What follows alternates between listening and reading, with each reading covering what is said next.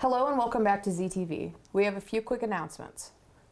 As I'm sure you all know, after finals this week, we will have a 4-day weekend. Don't come to school Friday the 13th or Monday the 16th.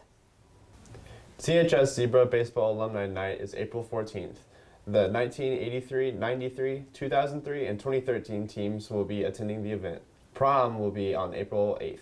We have an official date for Lip Dub. Filming will take place May 4th. Our crew spoke to NHS officials about the Hope Race. More details to come this spring. So the Hope Race is to raise money for our teachers here at Claremore High School, and we give them grants such as new technology for computers or mouse pads or even chairs for their classroom. So there will be links like QR codes around the school, around the community, and there you'll be taken to a run sign-up page where you can either sign up to run or you can donate any amount of money. The Hope Race is going to be April 1st at the Claremore Lake. Senior year for me has been really good. I'm currently working on a musical, which you guys should all go see, Guys and Dolls, April 27th. That's a free plug, but we're working on getting those rehearsals starting, and it's just been good. Senior year is good. First semester's over, guys. May 21st is graduation. Seniors, here's some important information to know before graduation. One important thing is that seniors get their caps and gowns ordered as soon as possible through Jostens.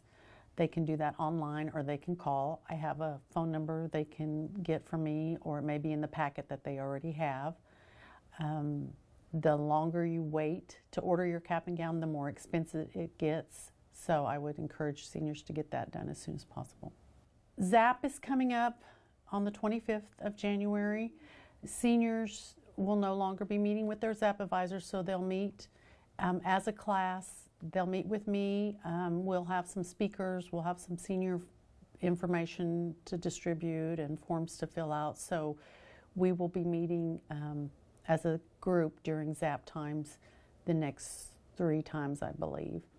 We also, of course, seniors have prom, which is scheduled for April 8th. May 9th is the Senior Awards Assembly, and it's in the evening at 7 o'clock at the PAC. It is by invitation only, so those seniors who are receiving any kind of scholarships or have joined the military will be represented there or honored there. So there'll be a form that will be distributed that they can fill out for that. Then, of course, May 21st is graduation. It will be held at 7:30 p.m. at Lanto Field. There'll be a letter that I'll send out to all the parents and students closer to graduation that'll have all the requirements and details about seating and guests. But really, they just need to bring their cap and gown and tassel. Every senior will also get a white zebra stole that they will need to have that with them too. After graduation, the senior parents sponsor a grad bash, a safe place for seniors to celebrate. And it's my understanding that's going to be held at Incredible Pizza this year, like it was last year. They usually will have a bus that will bus the seniors over there. I think they meet back at the stadium about 10 o'clock in the evening.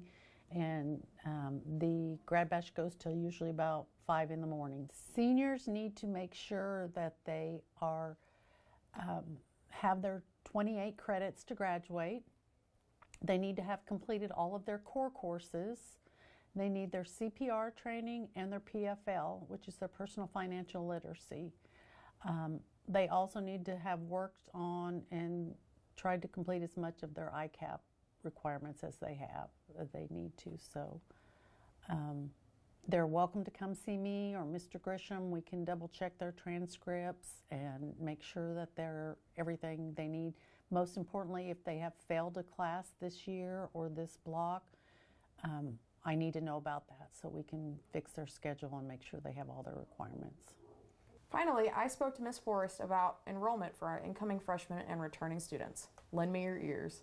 Our pre-enrollment process is very important. We want to get every student enrolled in all the classes that they need for next year, so we don't have to have schedule changes next year. Probably the most important part is you thoughtfully choose your classes, because our schedule is built on your class requests, on what the students request. So if you request classes, then we build our schedule like that, And if you in turn go and change a bunch of classes, then that messes our schedule up and our class sizes. Some classes become very large and some come very small if that happens. And so we don't want that to happen, because we believe that everybody can learn best in a class that's of a normal size, not one that's over 30.